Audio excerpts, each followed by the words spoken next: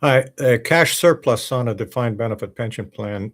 Um, I had an email recently from a fellow leaving GM Cami. He said, "Is there a difference between the cash surplus with the monthly pension or the lump sum?" I'm Bruce Youngblood, PensionSolutionsCanada.com.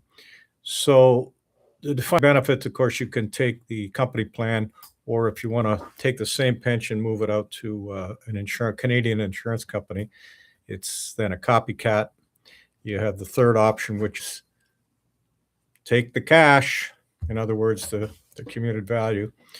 And in both these cases, the copycat and the commuted value, there's almost always cash surplus. So let's define that. So the first is the copycat annuity.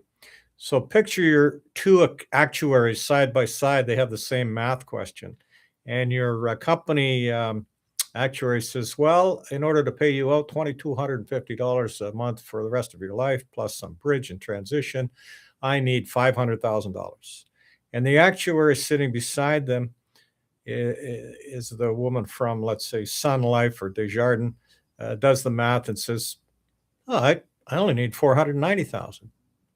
So there's your cash surplus. The company makes available 500, and Sun Life or Desjardins, they sharpen their pencil and they say, I'll give me 490.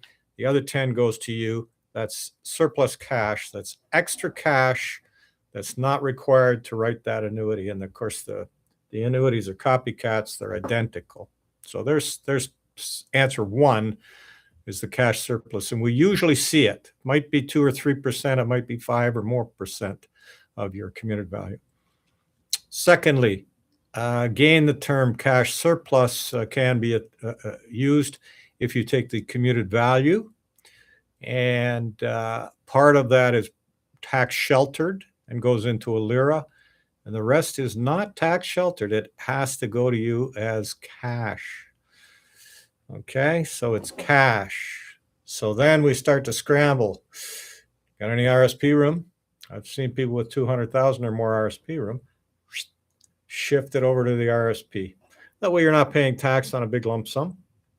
So in my example, $500,000 available in the commuted value, about 2/3, let's say for argument's sake, 350,000 goes to a LIRA, no tax event on transfer, and the big check goes over to the insurance company, and then the other 150 is taxable cash. Sorry. However, you put that into your RSP, there's no cash. But that is non-tax sheltered cash, which we have to ideally put it in an RSP. If you have to take it, it is taxable. And then you maybe put some in your spouse or your partner's RSP. That's pretty good solution. Put it in your TFSA. Well, there's no tax on the growth, but you pay tax up front. Anyway, two types of cash surplus. There's some extra cash when the insurance company looks at a copycat, or there's cash beyond the tax sheltered amount of the LIRA. I hope that clarifies. Bruce Youngblood, PensionSolutionsCanada.com. Come on the site, book a free 15-minute Zoom call with me. We'll talk about you.